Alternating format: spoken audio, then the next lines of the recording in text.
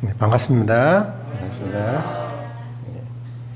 오늘 말씀은 에베소서 4장 21절에서 24절까지 같이 보시겠습니다. 신약 313페이지쯤 해당합니다.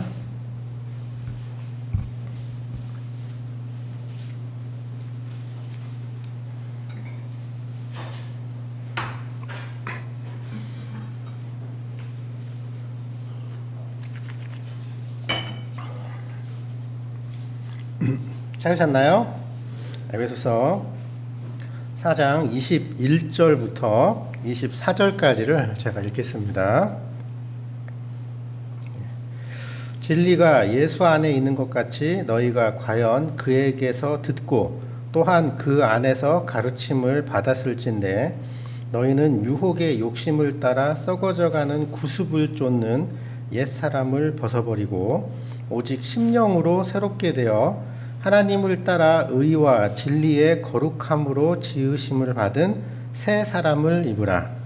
아멘. 자, 이제 오늘 말씀은 이제 에베소서에 있는 부분으로 좀 말씀을 드려보고자 합니다. 좀 여습교회 좀 오랜만에 온 것 같습니다. 잘들 계셨으나 모르겠습니다. 요새 코로나가 쉽게 잡히지는 않는데 백신을 좀 많이 기대를 해볼 수밖에 없는 것 같아요. 어르신들은 백신 다 맞으셨나요? 예. 오늘 말씀은 이제 그냥 제가 간단하게 정리를 하자면 우리가 이제 예수 안에서 가르침을 받고 믿음으로 구원을 받고 그 안에서 가르침을 받으면서 새롭게 되었다면 여기서 유혹의 욕심을 따라 썩어져가는 구습을 좇는 그러니까 옛사람을 벗어버리고 진리의 거룩함으로 지으심을 받은 새 사람을 입으라. 그러면 이제 우리의 삶이 구원을 받고 난 다음에 믿음으로 인한 삶이라면 옛 사람을 벗어버리고 새 사람을 입은 모습이 나타나야 된다라는 그런 뜻이죠.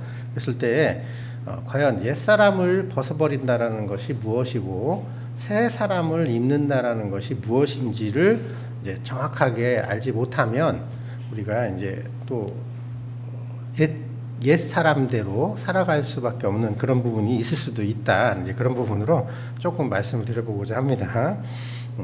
여기서 이제 한번 성도님들이 각자 한번 마음속으로 생각을 해보시기 바랍니다. 지금요. 이렇게 뭐 말씀하시지 않으셔도 좋아요. 과연 나는 지금 나의 삶이 최근에 나의 삶이 옛사람을 벗어버린 새 사람의 삶으로 살고 있는가 한번 생각해 보시기 바랍니다. 지금 한 평가를 한번 내려보세요.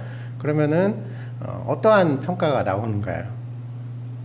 한번 생각을 해보셨나요? 그러면은 잘은 몰라도 아마 대부분은 별로 이렇게 잘 못 살고 있다라고 생각을 하실지도 모르겠어요. 물론 이제 나는 정말 잘 살고 있다, 새 사람으로서 잘 살고 있다라고 생각하시는 분들도 있으실 거고 아마 대부분은 잘 살고 있지 못하다라고 생각하실 수도 있으실 것 같아요. 교제를 좀 해보면 잘 못 살고 있다라고 생각하시는 분들이 좀 더 많으신 것 같더라고요. 자, 그러면은 제가 이제 오늘 말씀을 드려보고자 하는 건 그거예요. 그러면 나는 지금 내가 잘 살고 있다, 못 살고 있다라는 그런 것을 평가를 지금 이제 순간적으로 하셨을 거 아니에요. 그랬을 때 그 평가는 과연 무엇을 기준으로 잘 살고 있나, 못 살고 있나라는 거를 평가를 했는가라는 거를 한번 생각을 해봐야 되겠다라는 얘기예요. 그러면은 어떤 거를 기준으로 그것이 이제 제가 말씀드리고 싶은 그거죠. 새 사람으로서 살아가는 것은 무엇인지 옛사람 구습을 쫓는 옛사람으로 살아가는 것이 무엇인지에 대한 어떤 평가 기준이 있지 않는다면 그것이 명확하지 않다라면 내가 조금 전에 나 자신을 잘 살고 있다 못 살고 있다라고 평가한 그 기준이 뭔가 좀 맞지 않는 평가 기준이 될 수도 있다라는 거예요.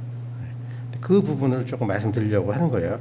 근데 우리가 이제 삶을 살 때 그런 말씀 드릴 거예요. 율법적인 삶을 살아야 된다. 또 율법적인 삶을 살고 있다. 저 사람은 좀 율법적이다. 이런 말씀을 좀 들어본 적이 있죠.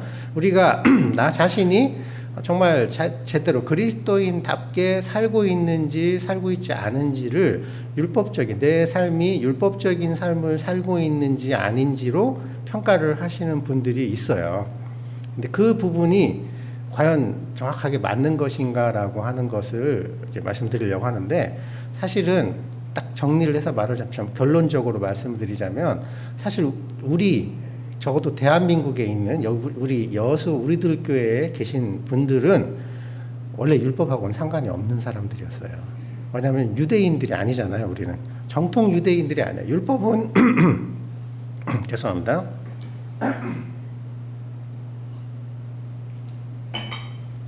목이 좀 가라앉아 있으니까 좀 양해 좀 부탁드립니다. 원래 율법은 구약에 유대인들에게 주어진 그런 거였었어요. 약속이었었죠. 어떤 그런 거였어요. 계명이었어요. 그래서 유대인들이 하나님의 백성이 되기 위해서는 거룩해져야 돼. 하나님께서 유대인들에게 말씀하시기를 너희들이 내 백성이 되려면 내가 거룩한즉 너희도 거룩하여라, 이렇게 해서 주어진 것이 바로 율법이었단 말이에요. 그래서 율법을 온전하게 지킨다면은 하나님의 백성이 합당한 그런 거룩한 백성이 될 수가 있는 거죠. 그런데 그것이 우리 원래 유대인들이 아니었던 우리하고는 사실 상관이 없어요. 그리고 저도 이제 성경을 몇 번 읽었어도 기억이 다 나지도 않아요. 율법이 몇 개나 되는지 뭐 수백 개가 넘죠. 수백 개가 넘는데 다 물론 이제 얘기를 하면 기억은 나겠지만 뭔지 기억도 못 나요. 기억도 못하는 율법을 지키고 산다라는 거는 말이 되지 않습니다. 그러면은 사실 우리가 적어도 지금 우리 대한민국 사람이 우리 지금 현재 믿는 우리가 율법적인 삶을 산다라는 것은 실제로 율법을 준수하면서 산다라는 것이 아니에요. 다 뭐냐면 양심에 따라서 사는 겁니다. 양심에 따라서. 율법이 없는 자들은 양심이 율법이 된다라고 이렇게 말씀하셨잖아요. 우리 모든 이방인으로서 구원받은 사람들은 양심에 따라서 산다라고 생각하시면 돼요. 사실은 대부분 성도들이 내가 잘 살고 있나 못 살고 있나라는 거를 이렇게 판단하는 그 기준을 양심에 따라서 판단을 하는 그런 경우가 많습니다. 내가 나의 양심에 따라서 잘 살고 있는지 못 살고 있는지. 네, 무슨 얘기인지 이해가 되시죠? 왜냐하면 그 양심은 나의 어떤 가치관이기도 하고 신앙관이기도 하잖아요. 그렇죠? 그래서 그것이 온전히 내가 양심에 따라 살고 있으면 잘 살고 있는 것 같고, 양심에 따라 살고 있지 못하면 못 살고 있는 것 같아요. 그런데 양심이라는 거는 냉정하게 얘기하면은 모든 사람이 다 달라요. 다 다를 수밖에 없어요. 양심은 절대적인 것이 아니에요. 율법은 하나님께서 주어주신 그거잖아요. 딱 정해져 있죠. 하지만 양심은 절대적이지가 않아요. 사람의 문화나 시대나 성별에 따라서 또는 나이에 따라서 다 다를 수가 있어요. 양심은요. 예를 들어서 제가 이제 자주 드리는 비유이기도 하고 율법이기도 합니다. 구약에 보면은 율법이에요. 계명인데 뭐 어떤 게 있냐면 찾지는 않겠습니다. 간단한 거니까요. 뭐냐면 남자는 여자의 옷을 입지 말며 여자는 남자의 옷을 입지 말라. 이는 여호와께서 가증히 여기는 것이다라는 그런 율법이 있어요. 자, 거기서 놓고 보면은 남자의 옷을, 그러니까 무슨 얘기인지 이해되시죠? 간단합니다. 남자가 여자의 옷을, 여자가 남자의 옷을 입지 말라. 가증히 여긴다라는 건 하나님께서 정말 싫어하신다는 얘기죠. 굉장히 중요한 율법 중에 하나입니다.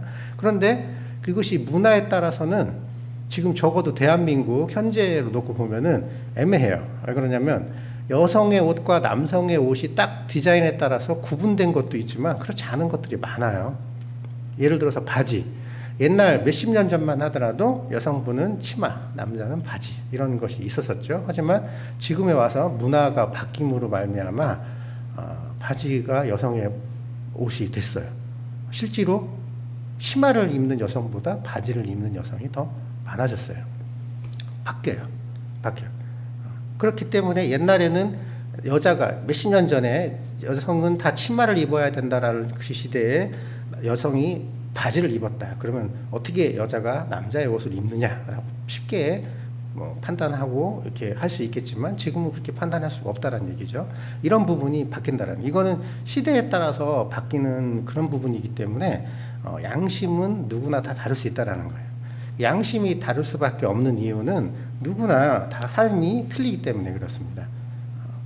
그 살아가는 데 있어서 부딪히는 부분과 어려운 부분과 힘든 부분이 다 틀릴 수가 있기 때문에 그래요. 극단적으로 예를 들자면 이런 겁니다. 어떤 분이 몸이 굉장히 아파요. 병으로 인해서 굉장히 극심한 고통을 당하는 분이 있다면 그분이 삶을 통해서 기도하는 부분은 육신의 병에 의한 그런 부분에 집중이 될 수밖에 없을 거예요. 그렇죠. 이 병으로 인한 고난과 이 병으로 인한 또는 은혜, 주님의 은혜, 또 이런 것들에 집중되어 있을 수 있을 거예요. 근데 몸이 건강한 분이라면 그 분의 기도나 은혜를 쉽게 공감하기는 어려울 거예요. 그렇죠. 또 하나의 예는 아주 극심한 가난이 있는 분이 있다고 한다면 그 분의 고난과 어떤 그 신앙생활의 어려움이나 또 그런 기도나 또 그때에 느껴지는 그리스도의 은혜는 어떤 그런 극심한 가난에 초점이 맞춰질 수밖에 없을 겁니다. 근데 이제 물질적으로 여유 있는 분들은 그것과는 상관이 없겠죠. 이거는 극단적인 비유이고 사실 실제로 삶을 통해서 경험을 한 거에 따라서 이러한 가치관이나 신앙관은 다 달라질 수밖에 없어요. 그렇기 때문에 어떤 분은 이 부분에 대해서는 별로 고난을 어려운 일을 당해본 적은 없지만 이 부분에 대해서는 어려운 일을 당했고 또 어떤 분은 이 부분에 대해서는 별로 어려움이 없었지만 이 부분에 대해서는 어려움을 겪은 일이 있을 수 있다는 거예요. 경험적으로요. 그렇다면은 그런 거를 통해서 기도를 드리고 그런 것들을 통해서 느껴진 그리스도의 은혜가 다를 수밖에 없기 때문에 그런 것들이 신앙관이 될 수가 있어요. 어떤 그런 양심의 신앙적인 양심이라고 할 수도 있겠죠. 그런 것이 기준이 되기 때문에 이런 것들이 모든 사람이 다 똑같을 수는 없어요. 그런 것들로 자기 자신을 판단을 하는 것이 과연 내가 잘 살고 있냐 못 살고 있느냐의 기준이 된다면 이건 뭔가 맞지 않을 수도 있다는 얘기입니다. 이해가 되시죠? 무슨 얘기인지요? 예. 그런 것, 근데 우리가 사실은 별 생각이 없이 내가 잘 살고 있냐, 못 살고 있냐라는 걸 딱 생각한다면 그러한 기준, 자신의 양심에 따른, 신앙관에 따른 기준으로 자기 자신을 판단할 뿐만이 아니라 더불어 다른 성도들도 판단을 해요. 그게 문제가 될 수 있어요. 아, 저 사람은 왜 저러냐. 이런 것이 쉽게 나올 수가 있는 게 우리의 모습인 거죠. 자, 그러면은 바로 여기 오늘 본문 말씀이죠.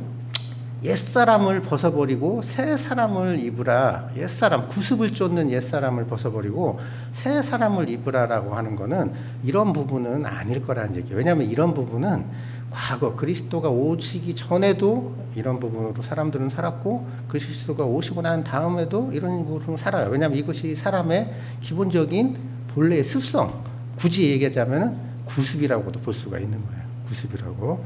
자, 그러면 이런 부분으로 한번 말씀드려보고자 합니다. 자, 그럼 아까 이제 율법이라고 얘기를 했는데 우리 이제 양심에 따라 살죠. 그러면은 하나님께서 거룩하신 하나님이 내가 거룩하니 너희도 거룩하라고 하고 주신 그 율법이 구약에 너무 많지요. 근데 뭐 600가지가 넘는다고 하는데 제가 세보진 않아서 잘 모르겠습니다.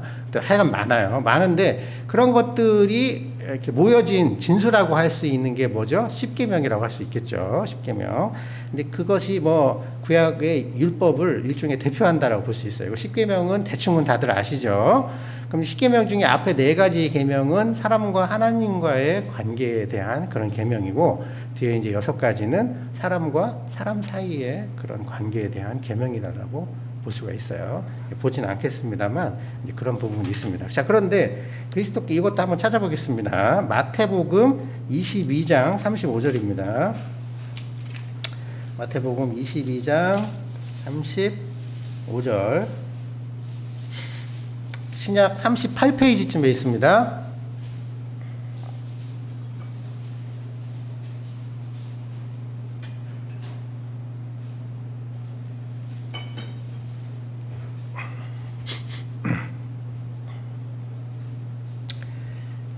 찾으셨나요?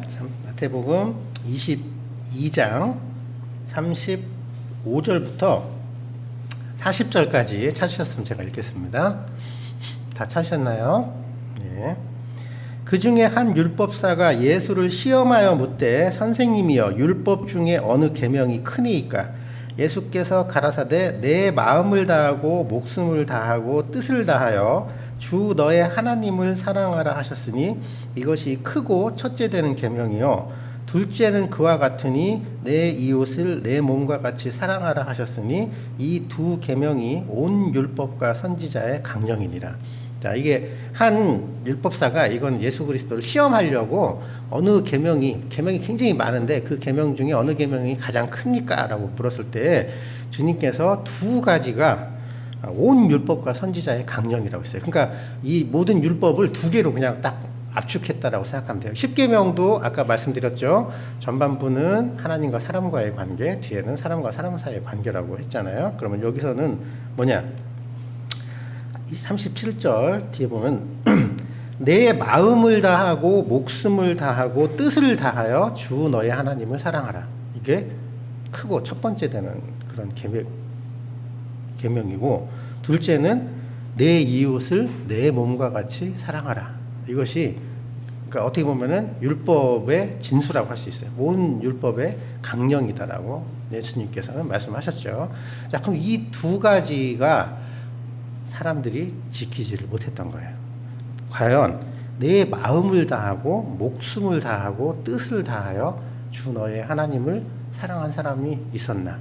그리고 내가 내 몸과 같이 내 이웃을 사랑을 했나? 이 두 가지의 율법을 사람이 결국은 이 두 가지를 지킬 수가 없었기 때문에 결국은 율법으로 인해서 온전하다, 의롭다함을 얻을 육체가 없어진 거예요. 그러면 이 두 가지를 지킬 수 있었던 율법, 이 두 가지를 이루었던 분은 오직 예수 그리스도 한 분인 거예요. 과연 그리스도만이 여기 뭐라고 되어 있죠? 마음과 목숨과 뜻을 다하여 주 너의 하나님을 사랑했고 그리고 그 몸과 같이 내 몸과 같이 내 이웃을 사랑하셨던 분은 오직 그리스도 한 분밖에 없었던 거죠. 모든 사람들은 이 두 가지를 지킬 수가 없었던 거예요.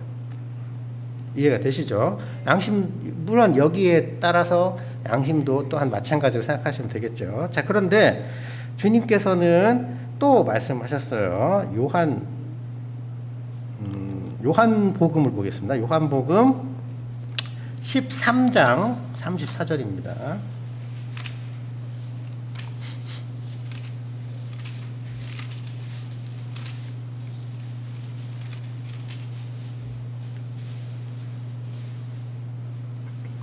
신약 171페이지쯤에 됩니다.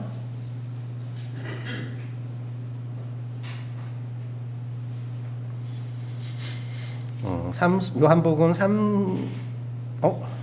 죄송합니다. 13장이네요. 13장 34절. 제가 13장이라고 처음에 말씀했었어요. 네, 죄송합니다. 13장 34절, 35절입니다. 요한복음 13장, 신약 171, 172페이지쯤 돼요. 다 찾으셨죠? 네.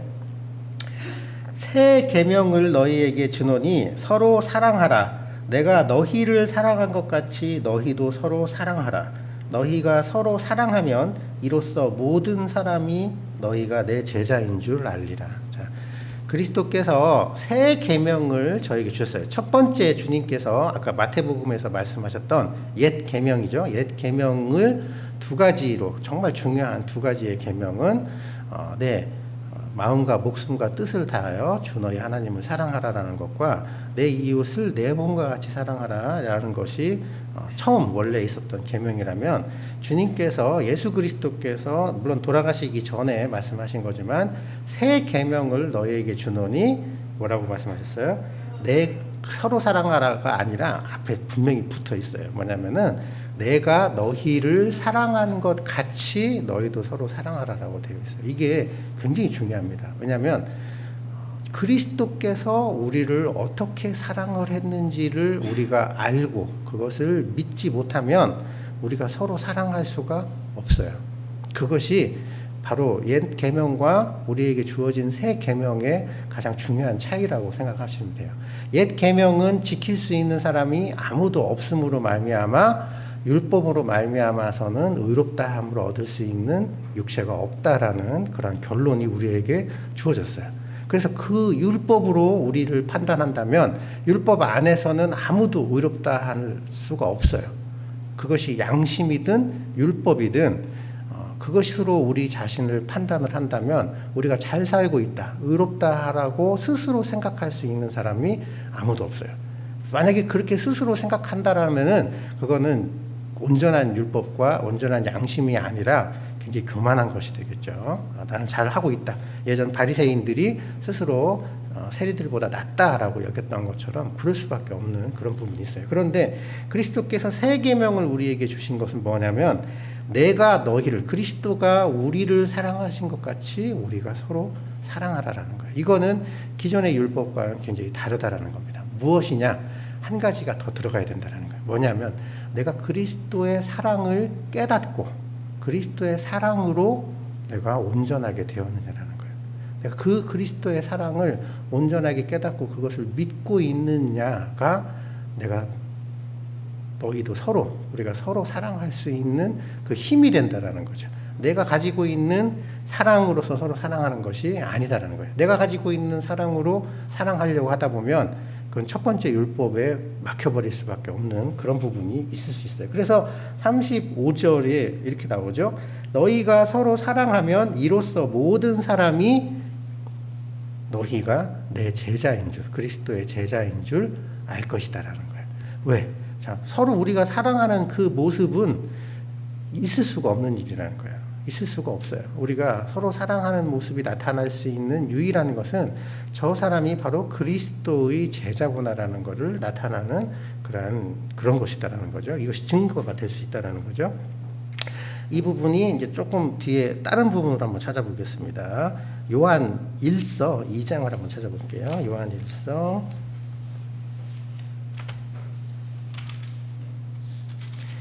2장 388페이지쯤 해당합니다.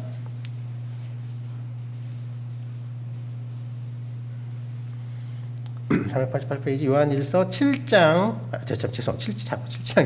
2장 7절 8절 이렇게 읽겠습니다. 2장 찾으셨나요? 7절 8절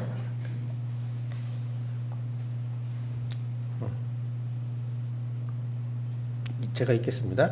사랑하는 자들아, 내가 새 계명을 너희에게 쓰는 것이 아니라 너희가 처음부터 가진 옛 계명이니 이 옛 계명은 너희의 들은 바 말씀이거니와 내가 너희에게 새 계명을 쓰노니 저에게와 너희에게도 참된 것이라. 이는 어둠이 지나가고 참 빛이 벌써 비칩니다. 여기서 옛 계명은 바로 예전부터 우리에게 주어졌던 말씀이다라는 거죠. 그런데 다시 새 계명을 너희에게 새 계명을 쓴다고 했어요. 그 새 계명은 저에게와 그리스도와 우리에게 참된 것이다라는 거죠. 이거는 어두움이 지나가고 빛이 벌써 그 빛이 우리에게 비추어졌다라는 거예요. 그리스도가 우리에게 이미 오셨다라고 얘기할 수가 있는 거죠. 그래서 한 장을 좀 넘겨서 3장 23절을 보겠습니다. 3장 23절 찾으셨나요? 예. 자, 읽겠습니다. 23절 24절 그의 계명은 이것이니 곧 그 아들 예수 그리스도의 이름을 믿고 그가 우리에게 주신 계명대로 서로 사랑할 것이니라. 그의 계명들을 지키는 자는 주 안에 거하고 주는 저 안에 거하시나니 우리에게 주신 성령으로 말미암아 그가 우리 안에 거하시는 줄을 우리가 아느니라. 자, 비슷한 말씀이시죠. 그렇지만 나옵니다. 뭐냐면 그 아들 예수 그리스도의 이름을 믿고 그 우리에게 주신 계명대로 서로 사랑할 것이다라는 거예요. 아까 그리스도께서 우리를 사랑하신 것 같이 우리가 서로 사랑하라라는 것이 주님께서 주신 새 계명이죠. 이것이 곧 우리가 그리스도를 믿지 못하면 사랑할 수가 없어요. 그 믿음 안에서 그리스도를 믿는 믿음 안에서 서로 사랑하는 것이 바로 여기 24절에 나오는 그 계명들을 지키는 자는 바로 우리가 그리스도로 말미암아 서로 사랑하는 자는 주 안에 거하고 주는 저 안에 거한다. 그러므로 우리에게 주신 성령으로 말미암아 그리스도가 우리 안에 거하시는 줄을 우리가 안다라는 거죠. 그것이 내가 그 그리스도를 믿음으로 말미암아 우리가 서로 사랑하는 것이 곧 내가 그리스도 안에, 주 안에, 주가 내 안에 그리스도가 있다라는 것을 성령을 통해서 알 수 있다라는 거예요. 그것이 곧 세상 사람들에게는 그리스도의 제자인 줄 알게 되는 그런 부분이다라는 거죠. 이게 바로 우리가 새로운 그러한 새 사람으로 덧입는다라는 것은 바로 여기에 달려 있다라고 할 수가 있어요. 어떤 양심이나 이런 부분이 아니라 바로 내가 그리스도를 믿음으로 말미암아 그리스도의 사랑으로, 내가 그리스도를 사랑으로 사랑하고 있느냐 아니냐. 그렇기 때문에 이제 다시 한번 생각을 해볼 수가 있는 거예요. 나 자신을 판단을 할 때 무엇으로 판단을 해야 될지 알 수 있겠죠? 내가 그리스도의 사랑으로 내가 다른 사람을 사랑하고 있느냐 아니냐라는 걸로 판단을 해볼 수가 있을 거예요. 자, 그러면 또 한번 판단을 해보시죠. 자, 그러면은 또 그렇게 생각하시는 분도 있을 거예요. 자, 솔직하게 내가 나의 삶 중에 별로 그리스도의 사랑으로 다른 사람을 별로 사랑하고 있는 것 같지 못하다라고 생각하실 수 있을 거예요. 그렇죠? 그런 분들도 있을 수 있을 거예요. 충분하지 못하다. 자, 그런데 그러면은 뭐가 문제일까요? 만약에 그렇다라면은 뭐가 문제일까? 그런데 사람들은 내가 내 삶 안에서 사랑이 그리스도의 사랑으로 다른 성도들을 사랑하는 모습이 나타나지 않는 이유를 자칫 믿음이 부족해서라고 생각하기가 쉬워요. 믿음이 부족해서. 그런데 그게 아니다라는 거죠. 뭐냐면 우리는 최소한 그리스도로 말미암아 그리스도의 의로, 내가 내 의가 아닌 그리스도의 십자가에 못 박히심으로 그리스도가 내 죄를 사하여 주심을 믿어서 구원을 받을 수 있는 믿음을 가지고 있는 사람을 우리는 거듭난 사람이라고 해요. 그 믿음에는 부족함이 없어요. 그 믿음은 완전한 믿음입니다. 거기에 부족함이라는 것은 있을 수가 없어요. 믿음이 부족한 것이 아닙니다. 그럼 뭐가 부족하냐면 바로 내 삶 안에서 그리스도의 사랑을 얼마나 느꼈는지가 부족한 거예요. 내 삶에서 그리스도의 은혜를, 그리스도의 사랑과 은혜를 얼마만큼 내가 느꼈는지, 내가 얼마만큼 그 사랑과 은혜를 느끼고 살아가고 있는지가 부족한 것일 수가 있다는 겁니다. 근데 이 부분도 한번 찾아볼까요? 누가복음 7장 41절 한번 찾아볼까요? 누가복음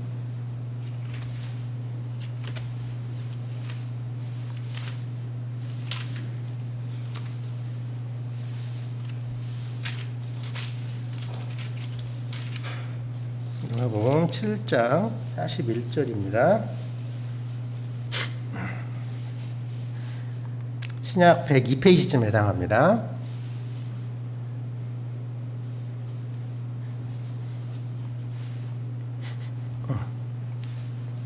찾으셨나요? 7장 41절 신약 102페이지쯤 됩니다. 찾으셨나요? 예, 그럼 제가 읽겠습니다.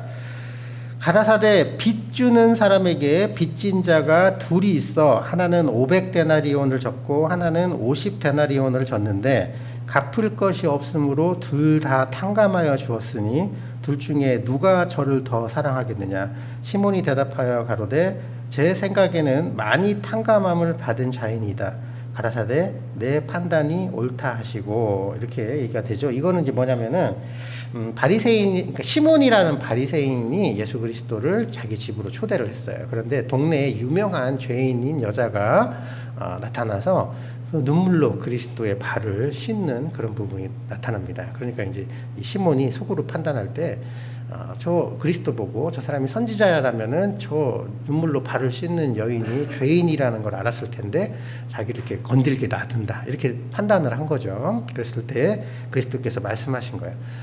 더 많은 탕감을 받은 자가 더 많은 사랑을 할 수밖에 없다라는 거예요. 내가 이 빚을 탕감을 받았다라는 것은 그리스도의 사랑이고 또한 그리스도의 은혜이죠. 내가 내 삶 안에서 내가 그리스도의 은혜를 얼마나 많이 느끼고 살아가는지가 중요합니다. 그것을 느끼지 못한다면은 그러면은 내가 사랑할 수 있는 힘이 나에게서 나오는 것이 아니에요. 정말 착각하면 안 되는 게 내가 다른 사람을 사랑할 수 있는 힘이 나의 마음에서부터 우러나오는 것이 아니에요. 그것은 율법이에요. 나에게서 나오는 것이 아니라 그리스도가 나를 사랑하신 것 같이 내가 다른 사람을 사랑할 수가 있는 거예요. 그랬을 때 내가 그리스도의 은혜를, 내가 그리스도의 사랑을 느끼지 못한다면, 느끼는 삶을 살고 있지 못한다면 그건 다른 사람을 사랑한다라는 것은 억지가 될 수밖에 없는 거죠.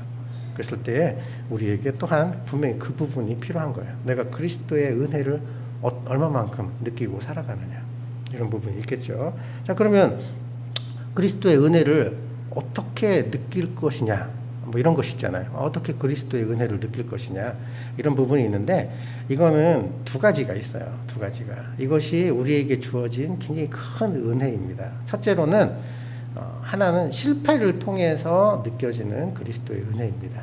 내가 그래요.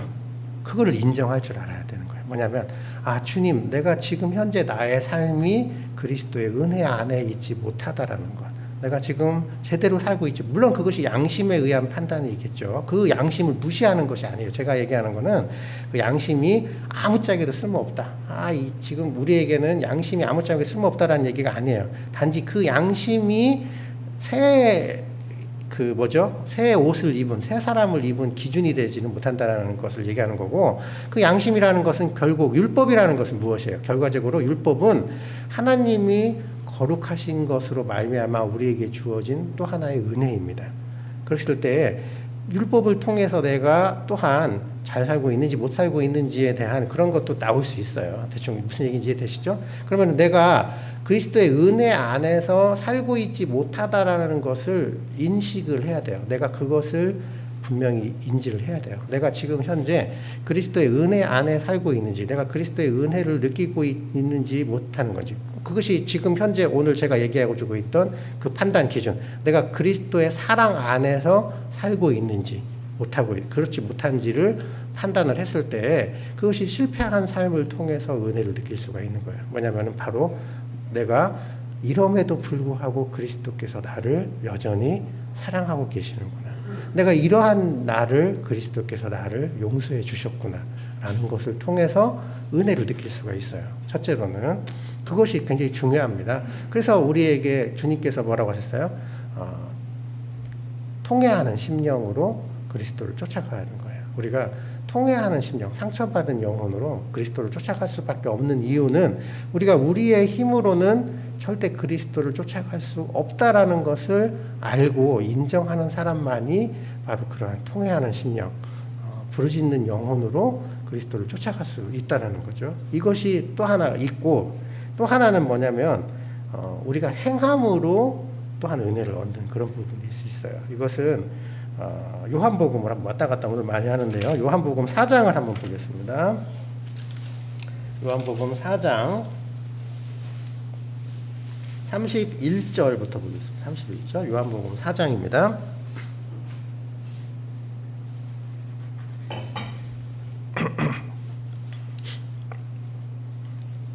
찾으셨나요? 147페이지쯤에 해당합니다. 요한복음 4장 31절.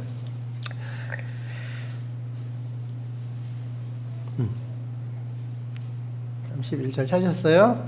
147페이지 제가 읽겠습니다. 그 사이에 제자들이 청하여 가로되 랍비여 잡수소서. 가라사대 내게는 너희가 알지 못하는 먹을 양식이 있느니라.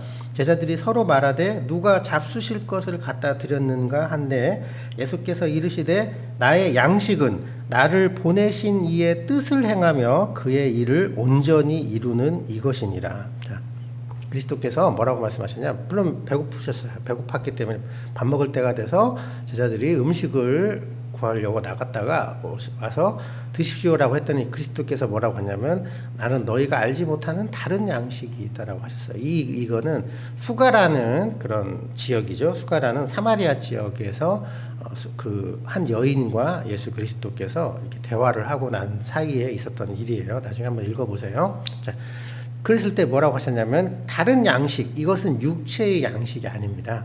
육의 양식은 배고픈 상태였어요. 그렇죠? 육의 양식은 배고픈 상태였는데 다른 양식 곧 영의 양식이 무엇이냐? 나를 보내신 이 즉 아버지의 뜻을 행하며 그 일을 온전히 이루는 것이 우리의 영의 양식이 된다라고 하는 거예요. 그리스도께서 40일을 굶으셨을 때 마귀는 빵을 만들어서 먹으라고 했을 때 뭐라고 했냐면 하나님의 말씀으로 사는 것이다라고 하셨죠. 바로 그거예요. 거기서 얘기하는 말씀으로 산다라는 것은 곧 하나님의 뜻을 행하고 그 뜻을 이루는 것이 우리의 다른 양식, 영의 양식이 될 수 있다는 거예요. 그렇기 때문에 우리가 하나님의 뜻을 이루는 것이 곧 우리의 영의 힘이 될 수 있어요. 결국 그것은 똑같은 얘기예요. 다시 반복해서 얘기한다면 우리가 그리스도의 사랑으로 서로를 사랑을 했을 때 그것이 나의 영의 양식이 돼서 나에게 큰 은혜와 기쁨이 될 수 있어요. 오히려 그것이 다시 나에게 그리스도의 사랑을 느낄 수 있게 해주는 거예요. 아까 요한 1서에 나왔던 것처럼 너희가 그 계명을 지키면 너희 안에 그리스도가 거하는 줄 성령을 통해서 알 수 있다라고 했잖아요. 그럼 내 안에 그리스도가 거한다라는 것을 느끼는 것만큼 더 큰 그리스도의 은혜가 어디 있겠습니까? 그것이 우리에게 주어지신 또 하나의 그런 은혜가 될 수 있는 거예요. 내가 그 사랑을 행함으로 더 얻을 수 있는 그런 그리스도의 사랑이라고 느낄 수가 있는 거죠. 그래서 우리는 사실은 그리스도인에게는 이 뒤로 물러섬이 있을 수가 없어요. 내가 잘 살아도 내가 그리스도의 뜻으로 사랑을 하면서 살면은 더욱 그리스도의 사랑을 느낄 수가 있고, 내가 서로 유혹에 져서 넘어졌다 하더라도 그것이 결코 그리스도에게서 떨어질 수 있는 것이 아니라 오히려 그것으로 말미암아 그리스도의 은혜를 더 감사하게 여길 수가 있는 그런 것이에요. 그래서 그리스도인에게는 실패나 두려움이 있을 수가 없어요. 우리의 삶에는 이제는 내가 정말 솔직한 나의 영혼으로 그리스도의 뜻을 살아가고 그리스도를 향해서 똑바로 나아가는 것만 있지 뒤로 물러서는 것이 있을 수가 없는 거예요. 그래서 우리의 짐이 쉽고 가볍다라는 것은 이제는 우리의 아까 얘기했던 어떤 양심이나 율법이나 이런 모든 것들이 우리를 뒤로 물러서게 할 수가 없어요. 모든 것이 내가 잘 살고 있던 잘 살고 있지 못하던 그것이 내가 믿음으로써 그리스도를 바라만 볼 수 있다면 그것은 내 안에서 어떠한 부분이든 은혜로 다가올 수밖에 없다라는 거죠. 그것이 우리의 새 사람을 입는 그런 힘이 될 수가 있다라는 그런 겁니다. 자, 그래서 우리에게 주어진 것은 그렇다면 새 사람을 입는다라는 것은 이제 다시 정리해서 돌아가자면 내 안에서 그리스도의 사랑이 넘치도록 흘러나는 거죠. 내 안에서 그리스도의 사랑이 넘치면 바깥으로 나갈 수밖에 없어요. 그것이 다른 사람에게 나올 수밖에 없는 거겠죠. 그럼 내가 가까이에서는 가족을 사랑하고 또 교회 안에 있는 성도를 사랑하고 또 그것이 더 넘쳐서 이 세상에 있는 아직 그리스도의 사랑을 알지 못하는 그런 사람들에게도 그리스도의 사랑을 전할 수 있는 그런 사랑이 넘쳐야 되는 것이 우리의 삶이겠죠. 자, 그런데 또 하나가 있어요. 자, 그런데 이게 또 이상한 것이 있어요.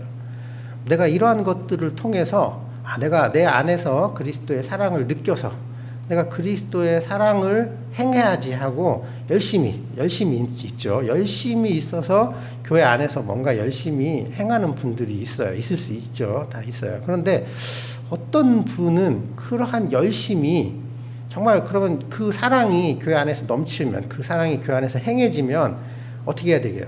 더 사랑으로 돈독해지고 더 사랑 안에서 단단한 그런 것이 있어야 되는데 뭔가 불편한 그런 일이 발생할 수가 있어요. 그렇죠?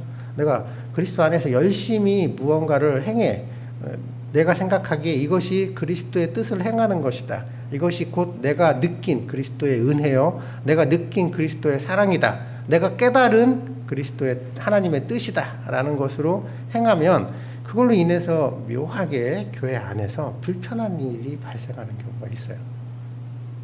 이상하죠? 분명히 내가 깨달은 그리스도의 은혜인데 내가 깨달은 그리스도의 사랑인데 그걸 그대로 그리스도 교회 안에서 행하실 때 뭔가 불편함이 발생할 수가 있어요. 그것이 좀 어려운 부분이라고 생각할 수가 있습니다. 근데 그것을 제가 자주 얘기하는 부분이에요. 가장 쉬운 예로서 나온 것을 고린도 전서나 로마서에 나오는 건데 로마서 14장을 한번 찾아보겠습니다. 로마서 14장 1절입니다.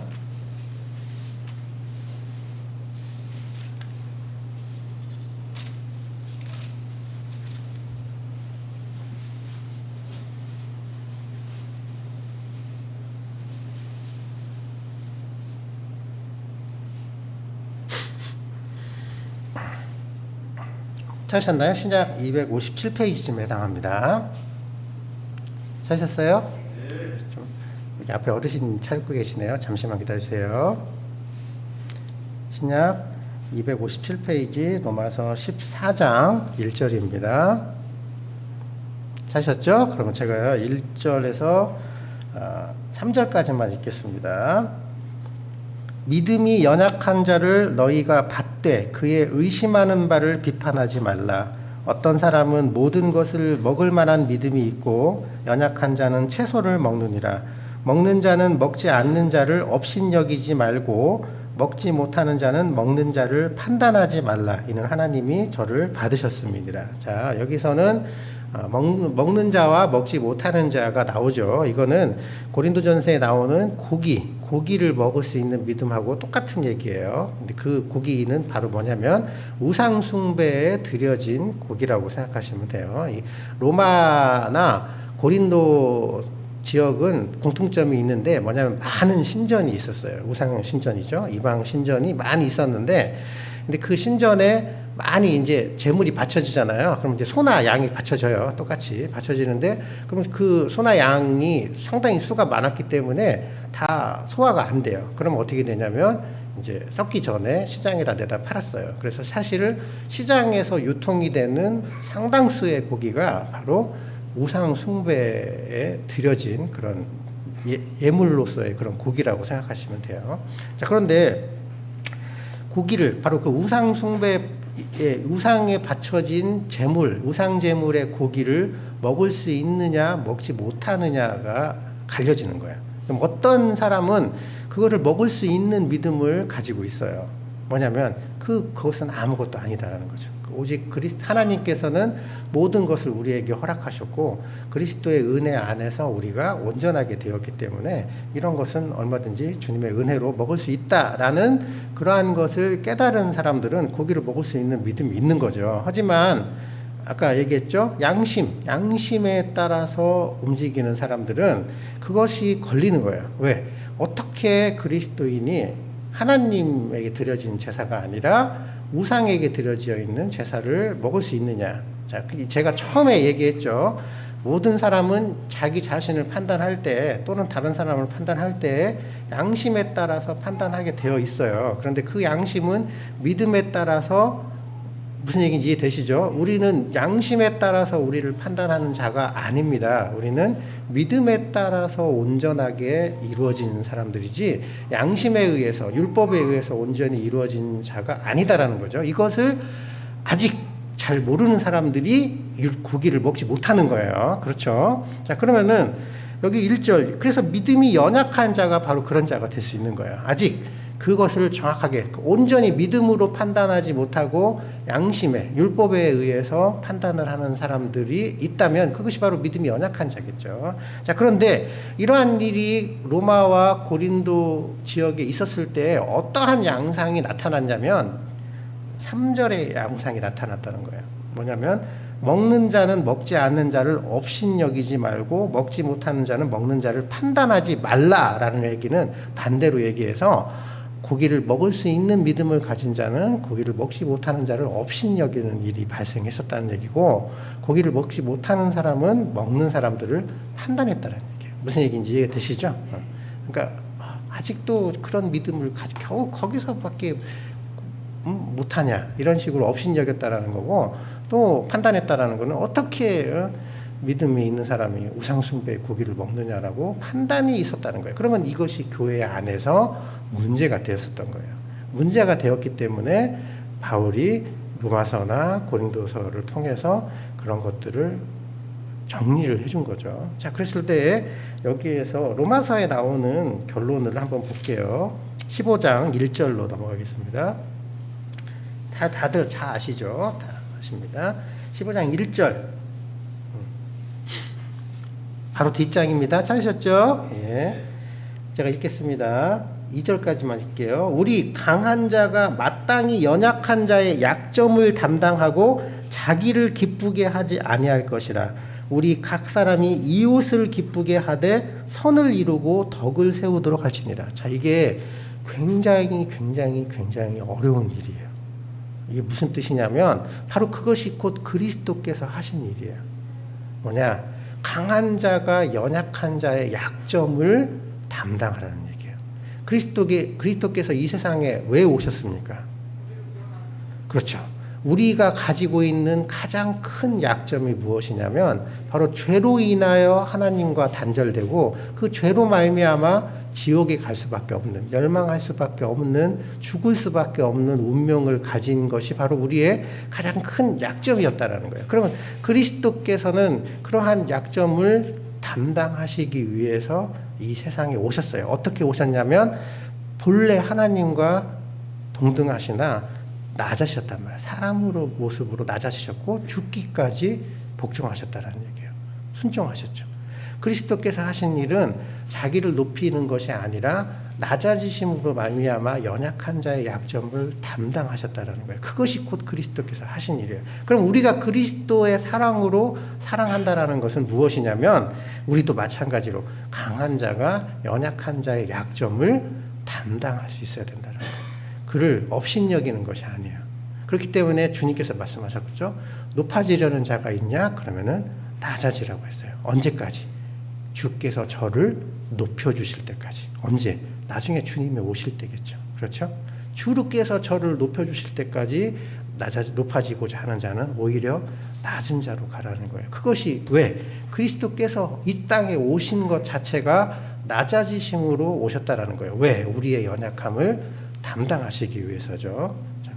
주님께서는 죄만 사하신 게 아니에요. 각종 병든 자나 이런 자들을 고치셨어요. 왜? 그들의 연약한 부분을 담당하셨기 때문에 그래요. 그들의 연약한 부분, 약한 부분을 그냥 넘겨보시지 않으셨다라는 거죠. 그것이 바로 우리가 닮아야 할, 우리가 행해야 할 사랑이 그거예요.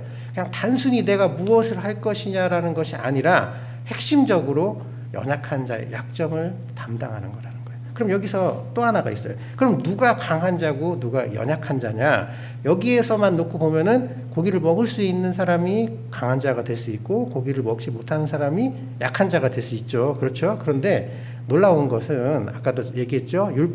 양심은 누구나 다 다르다라고 제가 말씀드렸죠. 다를 수밖에 없는 이유는 모든 사람이 삶을 통해서 경험되어지는 것이 다 다르기 때문에 그래요. 자, 반대가 아니라 이것을 정리해서 얘기하자면 누구나 완벽하게 강한 사람이 없어요. 어떤 분은 이 부분은 강한데 이 부분은 약해요. 어떤 분은 이 부분은 강한데 저 부분이 약한 거예요. 모두가 다 강한 믿음을 가진 사람은 없어요. 고기를 먹을 수 있는 믿음을 가진 사람이 어떤 이것은 양심을 이기었다라고 하는 분이 다른 부분에 대해서는 양심에 얽매이는 것이 있을 수가 있다는 거예요. 말씀드렸잖아요. 왜? 그 삶을 통해서 얻어지는 경험이 자기 자신의 신앙생활에 가장 큰 영향을 미쳐서 그것이 신앙관이 되는 거예요. 그렇기 때문에 나는 이 부분에 대해서는 강하지만 이 부분에 대해서는 약할 수밖에 없어요. 바울도 모든 부분이 완벽하지는 않았죠. 육신에 사단의 가시가 있었어요. 그렇죠? 그랬을 때 바울의 그 육신의 연약함을 담당해주는 성도들이 있었어요. 그래서 바울이 그거에 대해서 특별히 감사했잖아요. 저희가 나를 위해서 눈이라도 빼줬을 것이다 라고 감사하는 이유는 바울이 홀로 완변한 것이 아니었다는 거예요. 그에게는 동역하는 사람이 있었고 함께하는 사람이 있었고 바울의 연약함을 담당해주는 사람이 있었다는 거죠. 마찬가지예요. 여기에서 나오는 한 거는 그거예요. 우리 강한 자가 연약한 자의 약점을 담당한다라는 거는 나는 무조건 다 약하가 아니에요. 내가 약한 부분이 있다면 내가 또한 다른 사람의 약점을 담당해 줄 수 있는 강한 부분이 있다라는 거예요. 누군가 내가 어떠한 성도를 어떠한 사람을 봤을 때 마음에 안 든다라는 거는 그 사람을 내가 미워해야 할 핑계가 되는 것이 아니라 반대로 그리스도의 사랑으로 그 사람을 어떻게 사랑하실 것인지, 그 사람의 약점을 어떻게 담당해 주어질 것인지를 고민하고 기도를 해야 된다는 거예요. 내가 이 교회가 마음에 안 들어. 뭔가 마음에 안 드는 게 있겠죠. 이 교회는 이러한 부분이 나에게 실망감을 줬고 나에게 상처를 줬어. 그러면은 그것은 이 교회의 약점이 될 수 있는 거예요. 약점이죠. 그러면 그것이 나의 믿음이 이 교회에 맞지 않아서 이 교회를 떠나야만 되는 핑계가 되는 것이 아니다라는 거예요. 반대로 내가 어떻게 하면 그리스도를 통해서 믿음으로 이 교회의 연약한 부분을 하나에 담당할 것인가. 내가 이 교회의 약점을 내가 담당해서 조금이라도 이 교회가 약점이 없는 교회로 만들 것인지가 내가 기도해야 될 부분이고 그것이 내가 힘써야 될 부분이다라는 거예요. 그것이 되지 못하면 그건 그리스도로 인한 것이 아닌 거예요. 그리스도로 인한 것이다라는 것은 먼저 낮아지는 거예요. 먼저 연약한 자의 약점을 담당하는 거예요. 그렇기 때문에 혼자서 완성되어지는 믿음이라는 것은 있을 수가 없어요. 혼자서 완성이 된다? 있을 수가 없습니다. 오늘 본문 말씀 이거 잡아보라고 제가 하지 않았는데 본문 말씀으로 다시 돌아갈게요. 에베소 4장이죠. 신약 313페이지 한번 보겠습니다.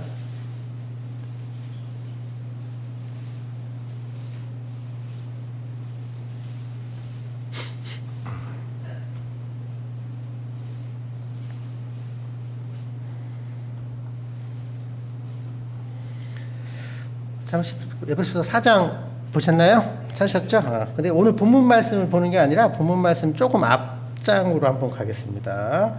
여기 13절부터 참 제가 정말 좋아하는 말씀이고 자주 하는 말씀입니다. 13절 4장 똑같은 4장인데 13절로 한번 가볼게요. 에베소서 4장 13절 거기서부터 읽겠습니다. 우리가 다 하나님의 아들을 믿는 것과 아는 일에 하나가 되어 온전한 사람을 이루어 그리스도의 장성한 분량이 충만한 데까지 이르리니 이는 우리가 이제부터 어린아이가 되지 아니하여 사람의 괴술과 간사한 유혹에 빠져 모든 교훈의 풍조에 밀려 요동치 않게 하려 함이라. 오직 사랑 안에서 참된 것을 하여 범사에 그에게까지 자랄지라. 그는 머리니 곧 그리스도라. 그에게서 온 몸이 각 마디를 통하여 도움을 입음으로 연락하고 상합하여 각 지체의 분량대로 역사하여 그 몸을 자라게 하며 사랑 안에서 스스로 세우느니라.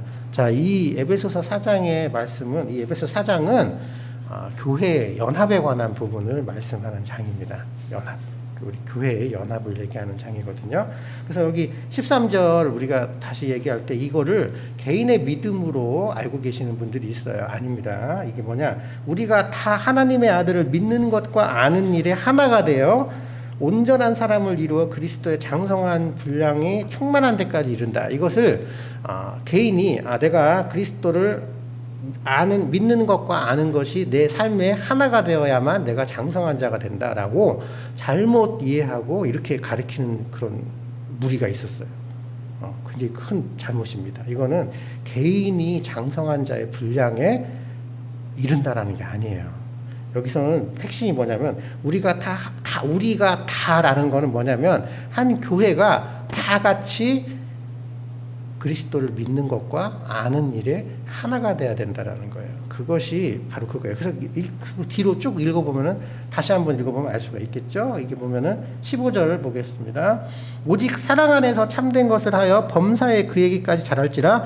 그는 머리니 곧 그리스도다. 우리의 머리는 곧 그리스도고 16절 그에게서 온 몸이 각 마디를 통하여 도움을 입음으로 연락하고 상합하여 각 지체의 분량대로 역사하여 그 몸을 자라게 하며 사랑 안에서 스스로 세운다라는 거예요. 한 사람의 개인이 완성되어지는 것이 아니다라는 거예요. 이것은 그가 그리스도를 머리로 하여 우리가 연합하고 상합하여, 그러니까 뭐라고 연락하고 상합하여 연합함으로 말미암아 온전히 하나의 몸을 이룰 수 있다라는 거죠. 그러므로 말미암아 흔들리지 않는, 유혹에 흔들리지 않는, 어린아이와 같지 않은 장성한 자가 될 수 있다는 거예요. 여기서는 자라고 되어 있지만 결국은 나의 완성은 개인으로서 이루어지는 것이 아니라 바로 교회 안에서 연합함으로 그리스도를 머리로 그리스도의 뜻으로 그리스도의 사랑으로 연합함으로써 내가 완성되어진다는 것을 말하는 겁니다. 그것이 바로 그리스도의 사랑으로 나타나는 거예요. 그래서 아까 얘기했던 것처럼 모든 사람은 약점이 있어요. 모든 사람은 강한 것도 있고 약한 것도 있습니다. 믿음이 아무리 연약한 자라 하더라도 강한 게 있어요. 그러면 그것으로 채우는 거예요. 그것이 교회 안에서 청소를 하는 일이든 슬리퍼를 정리를 하는 일이든 그것은 교회 안에서 분명히 내 안에서 연약한 부분을 채울 수 있는 부분이 분명히 있어요. 믿음이 강한 자는 강한 자만큼, 연약한 자는 연약한 자만큼 분명히 다른 사람의 약점을, 교회의 연약한 부분을 채울 수 있는 일이 있습니다. 그래서 우리가 그것을 서로 채우는 것을 16절에서는 그렇게 얘기하는 거예요. 각 마디를 통하여 도움을 입는다라는 거예요. 이것이 중요한 거예요. 우리가 그리스도가 머리라고 해서 우리가 그리스도를 통해서 직접 도움을 입는 게 아니에요. 그러려면 손이 이렇게 머리에 달려 있어야 되잖아요. 그렇죠? 그게 아닙니다. 모든 지체는 마디를 통해서 도움을 얻어요.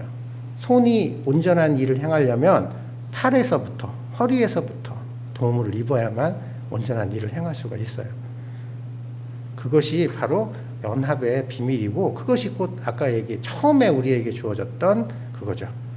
그리스도께서 주께서 너희를 내가 너희를 사랑한 것 같이 너희가 서로 사랑하라라는 것이 바로 여기서부터 완성되어지는 겁니다. 그래서 이 뒤에 나오는 것이 바로 오늘의 본문 말씀인 옛 사람과 새 사람이 나오는 거예요. 이 뒤에. 그래서 그럼 과연 무엇이 옛 사람이고 무엇이 새 사람이겠습니까? 바로 그거예요. 내가 나 자신을 위하는 것이 아니라 바로 다른 사람의 연약한 부분을 위하여 움직이는 것. 그것이 로마서의 아까 15장에 나왔죠.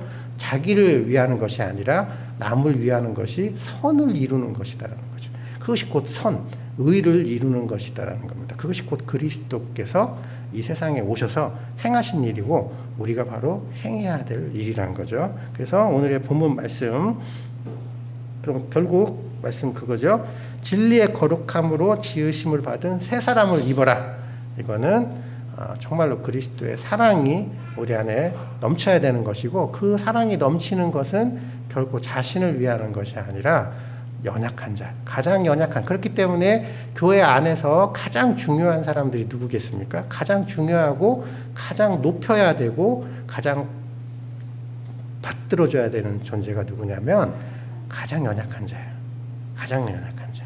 그러면 가장 연약한 자가 가장 많은 곳이 어디냐면 바로 세상이에요. 왜? 세상은 아직 그리스도의 사랑을 알지 못하는 사람들로 넘쳐나니까요. 아직 그리스도의 사랑, 그 죄사함의 비밀을 알지 못하는, 아직도 그 영혼의 구함을 얻지 못하는 사람들이 많기 때문에 세상에 우리가 해야 될 일이 굉장히 있죠. 그런 것 마찬가지로 또한 교회 안에서도 마찬가지예요. 가장 연약한 자를 가장 받들어야 되는 거예요. 그래서 그런 부분이 우리가 새 사람을 입은 행동이라고 볼 수가 있는 걸로 정리를 하고 오늘 말씀 마치도록 하겠습니다. 기도하겠습니다. 사랑의 아버지 하나님 감사합니다. 우리가 아버지와 죄로 인하여 원수가 되었을 때 주께서 저희를 포기하지 않으시고 또 또한 저희를 지극히 사랑하사 독생자인 예수 그리스도를 이 세상에 보내주셨습니다. 그리스도께서는 정말 하늘에 있는 것을 버리시고 이 땅에 오셔서 죽기까지 복종하심으로 말미암아 우리의 모든 죄를 다 사해 주셨습니다. 주님께서 우리의 약점을 담당하지 않으셨으면 우리가 조금도 의롭지 못하고 하나님과 상관이 없는 자가 될 수 있었습니다. 그러나 우리가 그리스도를 믿는 믿음으로 의롭다함을 얻었다면 이제는 그리스도를 본받아 그리스도께서 하신 그러한 일을 우리가 행함으로 말미암아 우리가 나 자신을 위하여 사는 것이 아니라 다른 사람을 위하고 다른 사람의 연약한 부분을 담당함으로 말미암아 우리가 교회 안에서 사랑으로서 거룩하게 매는 성령의 띠로 우리가 메어져서 온전한 교회를 이루어 그리스도께 영광을 돌릴 수 있는 그런 귀한 여기서 우리들 교회가 될 수 있도록 인도해 주시기를 원합니다. 우리의 주인이신 예수 그리스도의 이름으로 기도드립니다. 아멘.